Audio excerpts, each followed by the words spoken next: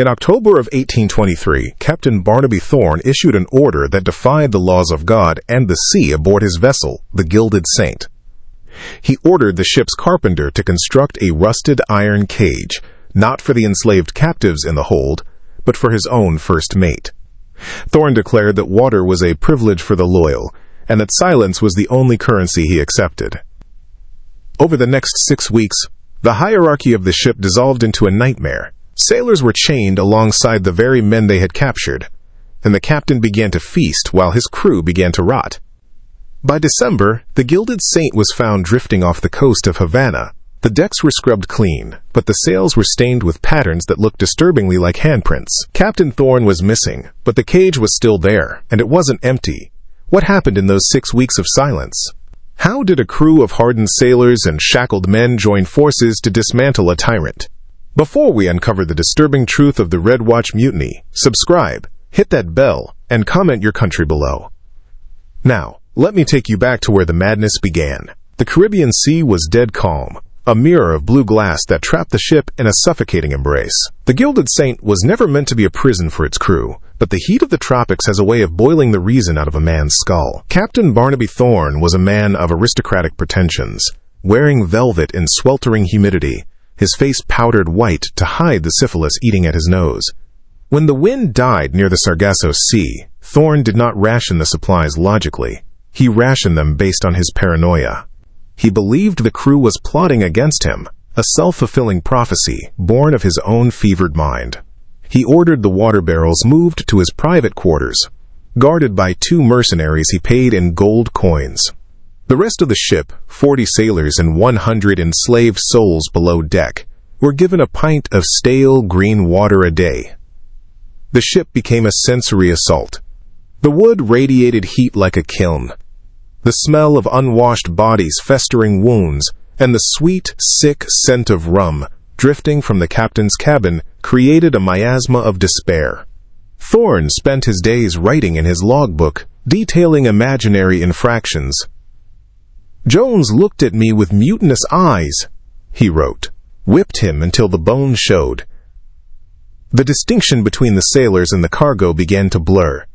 When a sailor named Galloway collapsed from dehydration, Thorne didn't send him to the infirmary. He ordered him thrown into the hold with the captives. "If he cannot work like a man," Thorne screamed, spitting powder and spittle, "he shall rot like a beast." This was his fatal mistake. By mixing the populations, he didn't demean the sailor. He gave the enslaved men below a source of information. He gave them a key. Below decks, in the suffocating dark, a conversation began that would change history. The enslaved men were led by a figure known only as Thomas, a man of immense stature and quiet intelligence who had learned English working on the docks of Bristol. When Galloway was thrown into the dark amongst them, weeping and broken, Thomas did not attack him. He gave him a sip of water they had collected from condensation on the hull. It was a transaction of power. The white sailor, stripped of his rank and privilege, realized that the captain viewed him as meat, just like Thomas. The racial hierarchy that sustained the ship's order evaporated in the face of thirst. Through whispers passed through the cracks in the floorboards, a network formed. The sailors on deck began to loosen the chains of the men below during the night watches. They didn't free them, not yet, but they unlocked the heavy padlocks, replacing them with twists of hemp rope that looked secure but could be snapped in a second. The tension on the ship was palpable, a physical weight pressing on the chest. Every creak of the mast sounded like a gunshot. Thorne, sensing the mood but misinterpreting the source, doubled down. He ordered the iron cage to be hoisted up the mainmast. He placed his first mate inside it for the crime of whispering too loudly. The crew watched their superior officer bake in the sun, his tongue swelling in his mouth, while Captain Thorne sat below in the shade, eating salted pork and drinking wine. The sound of the first mate's delirious begging was the soundtrack to their conspiracy.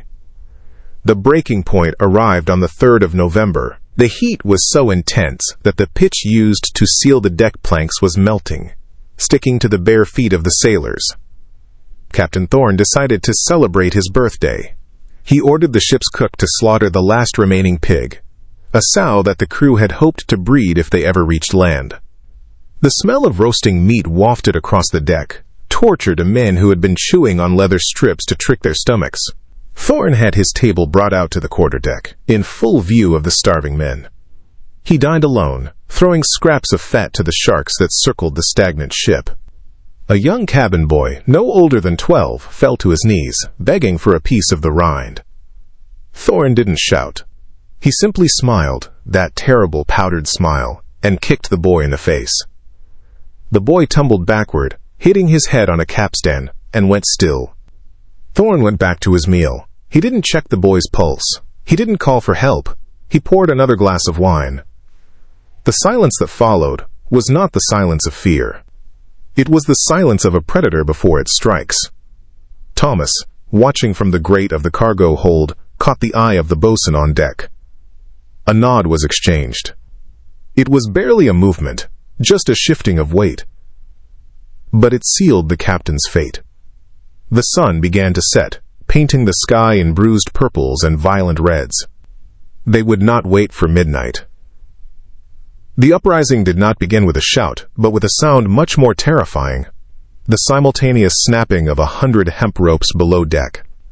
The sailors on watch turned on the mercenaries guarding the water.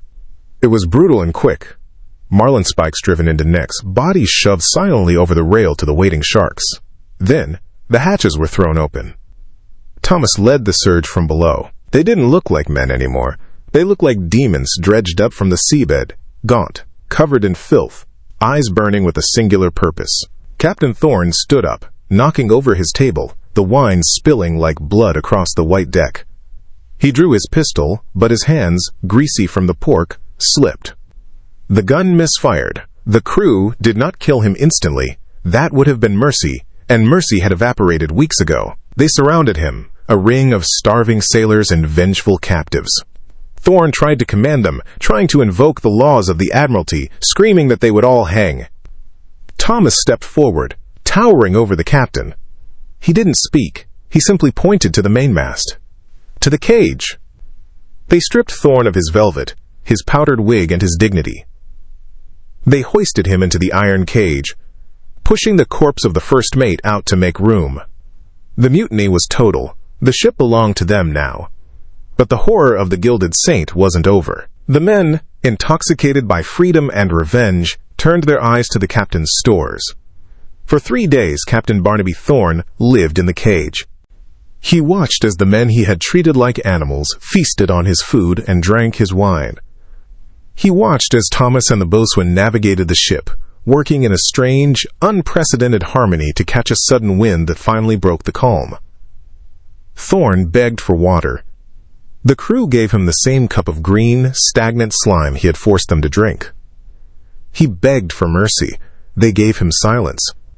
When a British Navy frigate spotted the Gilded Saint weeks later, the ship was empty of life. The longboats were gone. The gold was gone. The logbook was left open on the captain's table, the final entry written in a hand that wasn't Thorne's. It simply read, "We are paid in full."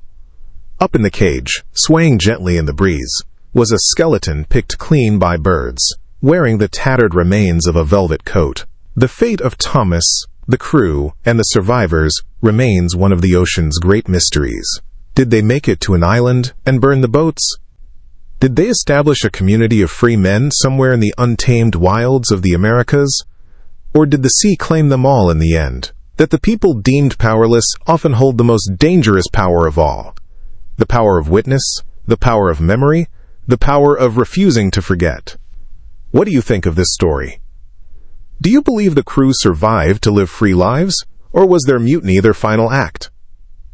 Leave your comment below. If you enjoyed this tale and want more dark historical mysteries like this, subscribe to Liturgy of Fear. Hit the notification bell so you never miss a story, and share this video with someone who loves mysteries that blur the line between history and horror. These stories need to be remembered. These voices need to be heard. See you in the next video.